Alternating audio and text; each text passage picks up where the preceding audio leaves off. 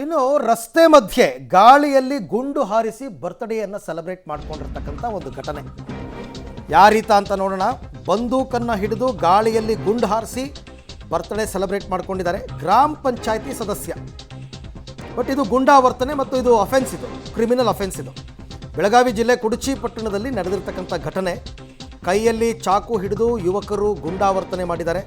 ಗ್ರಾಮ ಪಂಚಾಯಿತಿ ಸದಸ್ಯ ಬಾಬಾಜಾನ್ ಖಾಲಿ ಮುಂಡಾಸೈ ಇವನನ್ನು ಬಂಧಿಸಿದಾರಂತೆ. ಬಂಧಿಸಬೇಕು ಮತ್ತು ಇನ್ನೇನು, ಗಾಳಿನಲ್ಲಿ ಗುಂಡು ಹಾರಿಸೋದು, ಲಾಂಗು ಮಚ್ಚು ಹಿಡ್ಕೊಂಡು ಬರ್ತಡೇ ಮಾಡೋದು, ಇವೆಲ್ಲ ಒಂದು ರೀತಿ ಭಯದ ವಾತಾವರಣ ಕ್ರಿಯೇಟ್ ಮಾಡ್ತಾರೆ.